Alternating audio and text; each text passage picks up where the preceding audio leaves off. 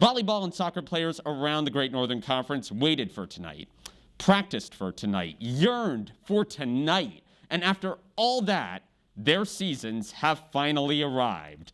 Hodag Soccer, under the lights in Mike Webster Stadium, hosting Anago in the season opener.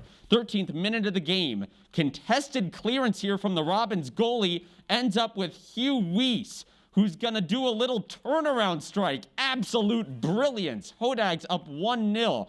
19th minute. We go back to Weiss, the only senior in the midfield, creating for his teammates. A scrumptious through ball to sophomore Shane Petrick goes near post. 2-0 Hodags.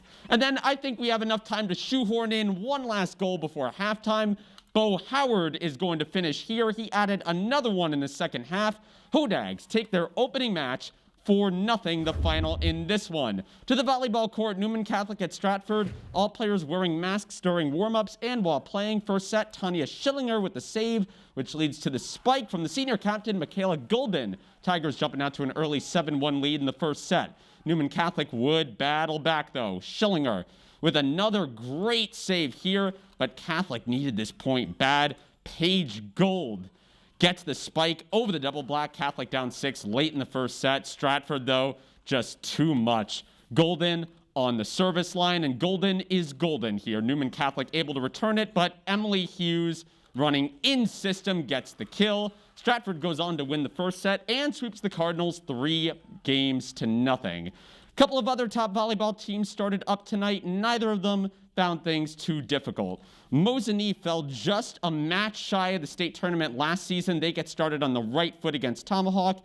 And then Leona Wabino is coming off a sectional appearance too. They're the team Newman Catholic had to beat last year to make it to state. They take care of Florence 25-17, 25-11, 25-11. To slightly misquote Guns N' Roses, welcome to the bubble. We've got fun and games. And when that song got released in 1987, the Bucks were at the tail end of 7 straight seasons with 50 or more wins. But the Buck squad that came back to the court tonight might be better than any of those 80s teams. To Orlando, where both teams kneeled for the national anthem and players wore shorts in support of the Black Lives Matter movement. And the Bucks started on fire.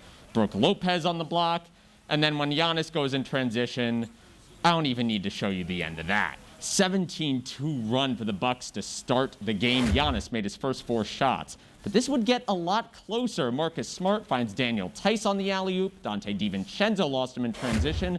Bucks up 6 at the half. Third quarter, Kemba Walker out on the wing for 3. Celtics would even take the lead with less than 5 minutes to go, but Giannis would close it out.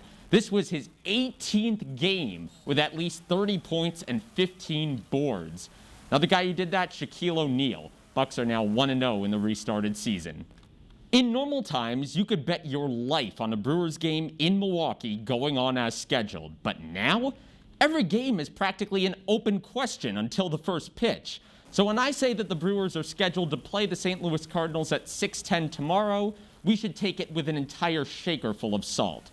That assumes everybody on the Cardinals tests negative for COVID-19, of course. 2 positive tests postponed today's home opener. And if things like this become the norm, the whole season could get shut down. What you're seeing where you're canceling a game like today is a focus on trying to get through the season rather than just look at something that's in a plan and say, oh, well, the plan was XYZ, so we're going to do XYZ.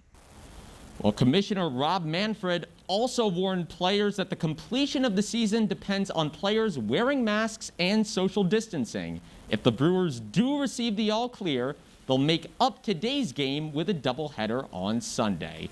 Well, for now, thank God it's Friday. Hope you've got some fun weekend plans, and hopefully those plans include Newswatch 12. Let's take a look at what we have coming for you on Saturday and Sunday. Well, Tomahawk's field looks a lot spiffier than the last time I saw it. After millions of dollars and months of work, the Hatchets finally have a new playing surface. We'll tell you how it all came together on Saturday's show.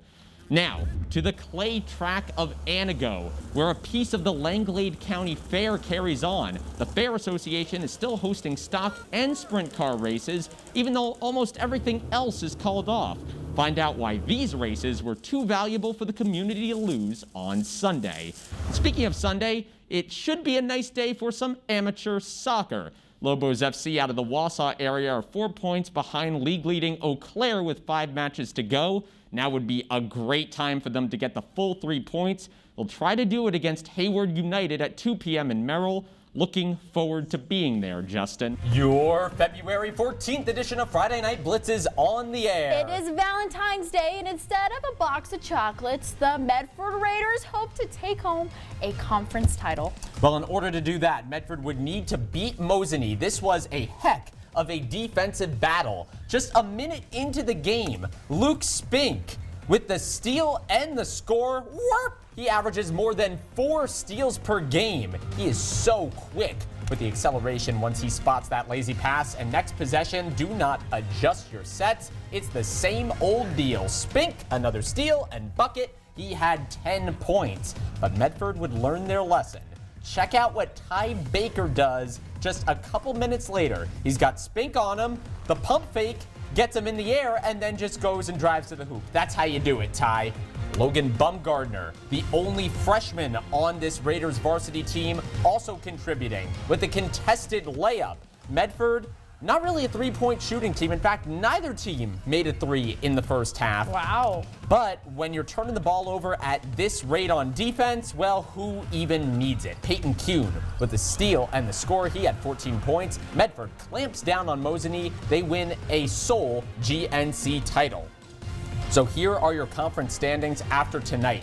If Medford beats Lakeland in 2 weeks, the Raiders would be the 3rd straight unbeaten GNC champ. Mosinee has secured 2nd place. Those are the only 2 teams that will finish with a record above 500. On this Valentine's Day, shout out to all the single people eating ice cream in their sweatpants while watching this show. You are seen. And you are loved, and we love you for watching our show. But enough of the sappy stuff, back to the hardwood. We move just down the road, Newman Catholic and Prentice. Unlike the temperatures outside, these fans were all hot and bothered to get into this game. Moving quickly into the first half, the junior, Keandra Hartman to Kaylin Isaacson for the triple 22-16 Prentice. Second half, that's when the fun really started. Alex Frankel for Newman Catholic. She's gonna wait for her opportunity and then just calmly bury a 3. Prentice up 6 at this point, and then check out this press break. We sent our photog Jackson Klitzka to this. He was a former basketball player at Rhinelander. He wanted to weep when he saw how methodical this was. Serena Moore, the track star, proving she could also get it done on the court. Prentice would win this one 59-47.